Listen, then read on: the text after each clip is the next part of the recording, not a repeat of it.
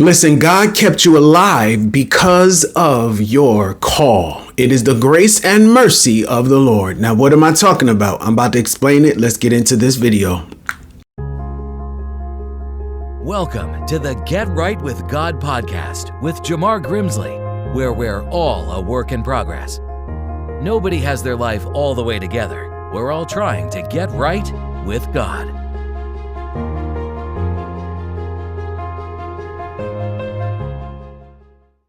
Thank you guys for tuning into another episode of Get Right with God podcast. I'm your host, Jamar Grimsley, and I know you guys can see the title there. It says that God kept you alive because of your calling. Oh, let me say that again. I said, God, he kept you alive because of your calling. Grace and mercy, it worked for you. Now, what am I talking about?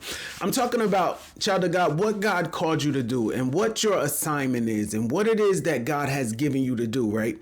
It's not a small thing, right? It's something that's going to be a great impact on many people, no matter what you think and what it looks like right now, right? This message is not for everybody, but as I'm bringing it, you're going to want to stand up and jump. Your spirit going to be jumping, right? It's kind of like, why do you think that car accident you didn't die in that car accident? Why do you think it is you didn't lose your mind because of the things that you went through? Why didn't you have a nervous breakdown? If somebody had went through what you went through, they would have lost their mind, child of God. And why do you think because of that shooting, when that shooting was happening, you didn't get hit, right? Why do you think you're not in jail right now, right? Many of us should have an inmate number, right? We should be in a jail cell. But because the mercy and the grace of God that kept you alive because of your calling. Many of us supposed to be in a cemetery right now with a tombstone. But because of your calling, God kept you alive. Oh, yes. Many of us supposed to have a hospital room. Like we supposed to be in hospital room number 7. But because of your call, God kept you alive. He made sure that situation turned out in your favor. And sometimes that be those situations where you look at it and be like, I don't understand how it didn't turn out the way that it was supposed to, right? It's because of the favor of God. It is because God kept you alive, child of God, but it's because of your call, right? Like I said, whatever God has chosen you to do, child of God, it's not a small thing, and it's going to be something that impacts many people, right? All the things that you go through, those situations that you survive, God helped you through those things, whether you know it or not, right? Because you're chosen and because there's something great that he chose you to do, he's not going to allow the devil to stop what his plan is for your life. He's not even going to let you stop it because of our foolishness. Many times we get ourselves in certain situations, but it's because of our foolishness. And God, many times he steps in and he helps you through it. Has anybody ever experienced that before, right? It's like you've been in a lot of dangerous situations, but it didn't affect you the way that it should have, right? It is because of the call God kept you alive. God stepped into your situation and supernaturally he turned it around, child of God, right? And this is why you are still here today. Everything that God put in you, someone needs that, right? Every experience that God allowed you to go through, everything that God allowed you to survive, somebody needs that, right? The things that we go through, you guys, they're not even for us, but God always has somebody else in mind, right? He always got somebody else in mind. Those things, again, that we suffer and those things, those trials and those tribulations and those times when we're really going through hard times, God already knows he's going to bring you through that. But what happens is you got to experience it. You got to go through that, right? You got to suffer through that pain. You got to go through that thing so that when you come out, you'll have the experience, you'll have the testimony. It's kind of like, how will we know that God is real, or how will we be able to see God's power if he never does anything in our lives? Why would we even serve a God if we never see him do anything? He has to do things in order for us to believe that he is real, right? I need to see more than the sky. I need to see more than houses and trees and things of that nature. I got to have a personal experience. That's what's going to help me to believe that God is real. A lot of times, those things that he allows us to go through, when he pulls us out, it makes you know that God is real. You be like, I know that was God. Anybody ever experienced that? I know that was God. Those moments where you just be like, I know that was God. It's no other way that situation ain't turned out the way that it was supposed to. It is because God stepped in and he turned it around, right? Those things that they supposed to have took you out of here, child of God. Y'all know exactly what I'm talking about, right? You'll know exactly what I'm talking about. Those things supposed to had you very sick, right? Those things supposed to have you in a mental ward, right? But because of the grace of God and because of the call, God kept you alive, meaning he allowed you to live, child of God, right? He allowed you to live. Let me give you guys an example, right? This was years ago before I knew the Lord, right? But now I'm going somewhere. I'm talking about because of the call, God kept you alive, right? That's the title, and it says grace and mercy. So some years ago, before I was saved, before I knew God, I was still in the street, and I would go to the club every Saturday, right? I lived in New Jersey, so the club is in New York. So I would just get on the train. I would get on the train every week, and I would go to the club and get on the train every week, go to the club, get back home. So this one week, but I would get me a bottle. I don't know if y'all know what I'm talking about, but I would go to the liquor store and I would get me a bottle of liquor, a bottle of Hennessy or E&J, right?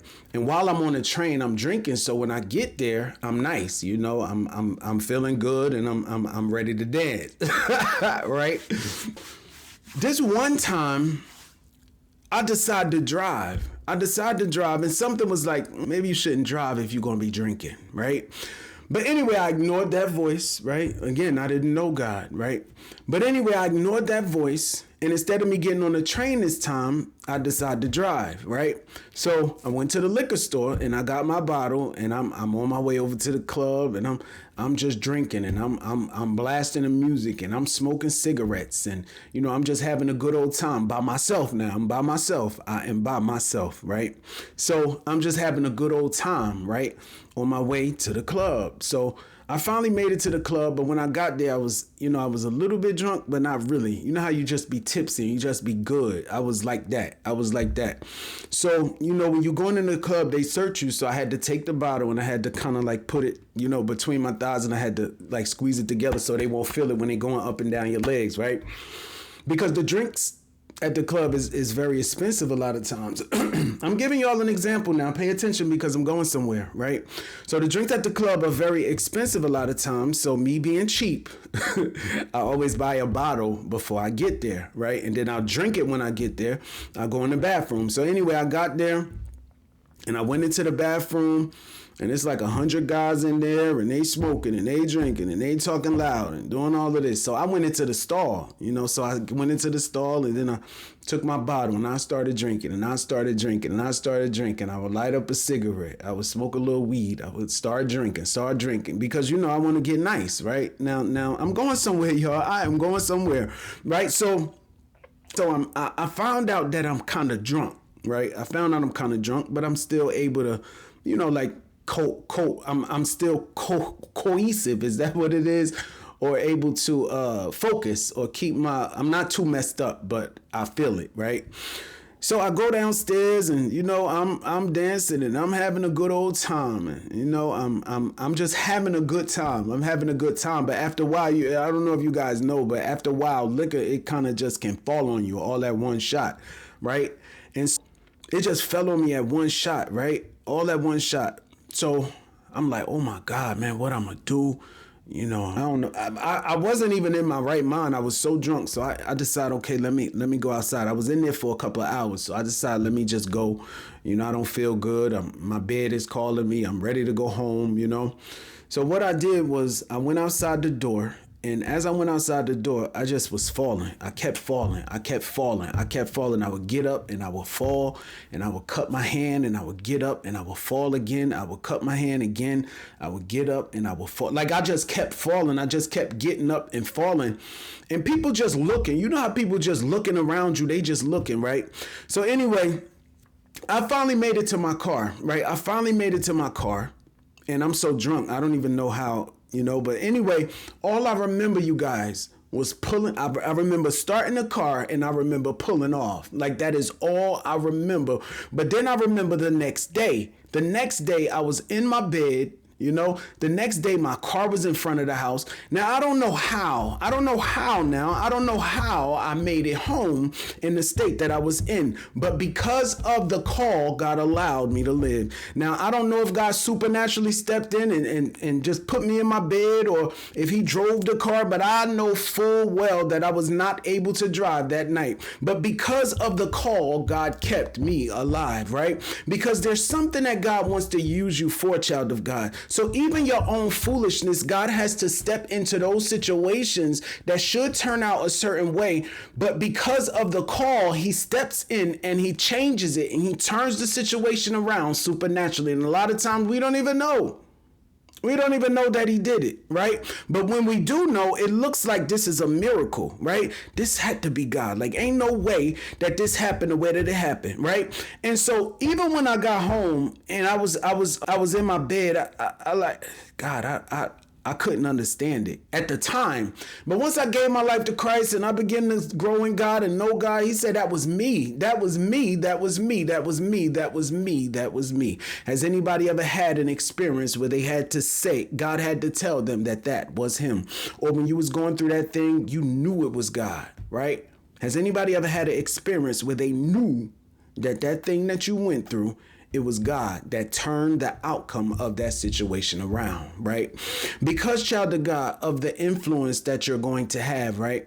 Because of what it is that God has called you to do, child of God, it's something that's going to be a major, it's not a small thing, right? And do you not know that your obedience and your assignment is always connected to somebody else's destiny? So somebody is waiting on you. Somebody is waiting on your story. Somebody is waiting on the very thing that you went through, that they need to hear that, right? And it don't matter what it is, but whatever it is, child of God, you better know that it is a great thing, right? And you'll know that God has brought you through some situations, child of God. You know they should have turned out in a different way. That's why when I think of the goodness of Jesus and I think of all that he's done for me, my soul cries out, hallelujah. Oh, yes, I can't even help it, y'all. So if somebody comes to me and they say, well, God ain't with me, I can't relate to that kind of talk, because I know that God is with me. And child of God, you know that God is with you without the shadow of a doubt, child of God. You know it. You know it.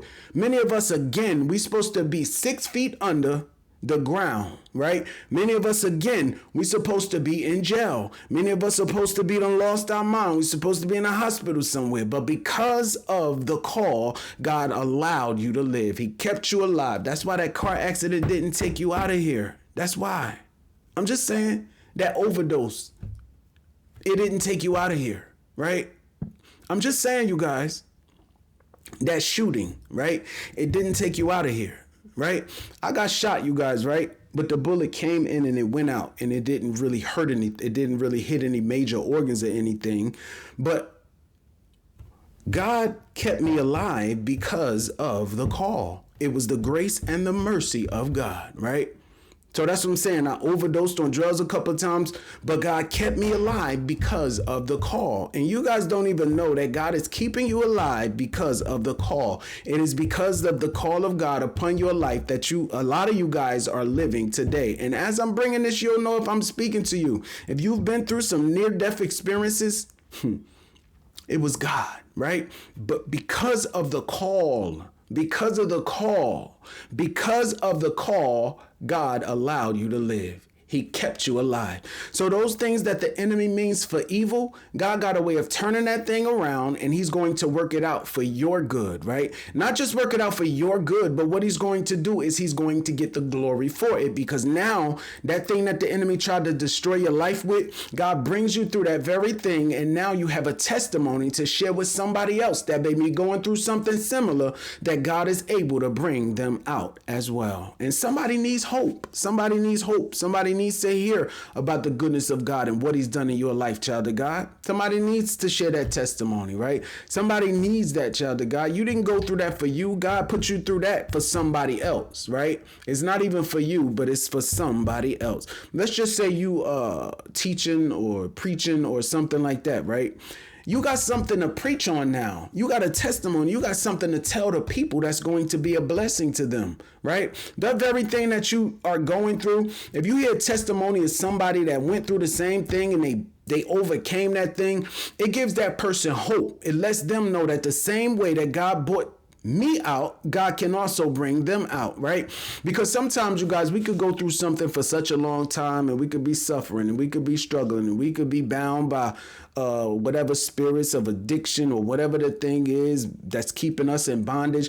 And we're going through it and it looks like it'll never end. It looks like this thing is just going to be a part of your life for the rest of your life. It looks like this is just your portion in life, and you just begin to accept it. Okay, Lord, I'm just going to always struggle with this.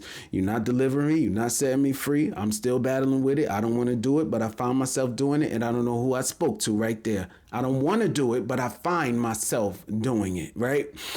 But let me tell you this, right? That thing that you are going through, right? There is a date of your deliverance. There's a date when God is going to bring you out. And when God brings you out of that thing, child of God, you now have a testimony to tell somebody that struggles with masturbation how God brought you out of that. Somebody that the thing looks hopeless. It looks like it'll never change. It looks like they're going to deal with that the rest of their lives. When God brings you out of addiction, you got something to tell somebody about. Are y'all hearing this? When God saves you from a near-death experience, it gives somebody hope, right? And it makes God's name be glorified, right? It shows them that God is real. I don't know how I overcame this. I don't know how I survived this. I don't know why I'm not in jail. I don't know why I'm not in the hospital. I don't know why I'm not in the mental ward. It is because of the call of God upon your life that he kept you alive. He stopped that situation from turning out in the way that it should have. It turned out in your favor. It was nothing but the grace and the mercy of God. So I need somebody to know that, right? I need somebody to know that. I feel like somebody, you sometimes will take for granted a life, right? We'll take for granted life, like, oh, this was just a coincidence, or, I just did this, it just turned out like this. I'm so glad it turned out like this, but not recognizing that God was the source of the turnaround, right? He was the source of the turnaround. But again, if you don't know that, you'll find out later. God will show you that was me that did that. You know you should have died, or you should be in jail right now. You should be in a mental ward right now, right? And that very thing that God brought you out of, that tough time in your life, God will use that a lot of times as your ministry. Some of you guys that has been in abusive relationships, God will bring you out of that. Once he brings you out of that, now you got to suffer and go through it now, but God already knows that he's going to bring you out. But the thing is, while you're in it, you don't see a way out. You just believe that this is just the way it's going to be. But God already knows there's a date that he's going to bring you out of that thing, right? He's not going to let it kill you, but it's going to make you stronger. But once he brings you out, child of God, now you got a story to tell somebody. Maybe now your ministry gonna be about domestic violence or people that's been in abusive relationships. God will put you right before the people that need to hear what it is that you went through. Some of you guys that overcame drugs and you're no longer on drugs and you was battling and struggling with that thing for such a long time, and God brought you out, he delivered you from that thing. God will set you in front of drug addicts because it gives them hope to hear about your story, right? It gives them hope and it lets them know that God is real, because a lot of people, they don't overcome drugs. It looks hopeless. I know when I was on drugs, it did not look like I would ever come off, but there was a date that God would deliver me from that, and I'm no longer doing it. I look back at it and I say that is now a thing of my past, right? So it's kind of like you guys that been in situations where you should have lost your mind, or you should have had a nervous breakdown, or a certain that car accident. Like, those things is God, but it's God keeping you alive. This is why you're surviving. This is why those things are turning out in a better way for you, and it's not turning out the way that it should have, right? It's because God kept you alive, but it's because of the calling. Many of you are called to something great. Like, you may not even know the extent of it. And some of you guys that are kind of like baby Christians, you may look at your life like, God can't use me, or, I'm still on the street, or I'm still battling with this, and I'm still hanging out, and I'm still doing this, and I'm still drinking, and but let me tell you this, right? God got a way of cleaning you up. right? God got a way of cleaning you up. And you guys, y'all know exactly what I'm talking about. If you look at your past, you're no longer doing those things. A lot of you guys, right? But some of you guys, which are kind of new, you still doing those things. But like I just gave an example, other people gave an example. Just think of something else that you may have been through or been involved in, but you look back and that thing is no longer a part of your life. But while you were in it, you didn't see a way out of it. But there was a date that God was going to bring you out, but it's just that you're in it. Are you hearing this? It's just that you are in it, right? But there's a date when God is going to bring you out, child of God. Is a date because there's people that are waiting on what God put in you. Your destiny is attached to somebody. Somebody is waiting on you somewhere. And when that timing comes for God to put you in front of those people, you're going to share your experience with everybody, right? Because God kept you alive, right? Because of your calling. Are y'all hearing what I'm saying? The message is kind of deep, but you have to kind of hear it to grasp an understanding of what I'm saying, you know? That's why those things don't kill us, you guys, right? But it gives us a testimony to tell somebody about the goodness of God and what he can do in a person's life. Are you hearing this, right? So, child of God, whatever you're going through, just know that there is a date when you're going to come out of that thing, right? That thing is not going to take you out of here, right? It's not going to take you out of here. And it's only going to last so long, right? When you get to purpose, there's a process of sanctification that God has to take the Christian through, right?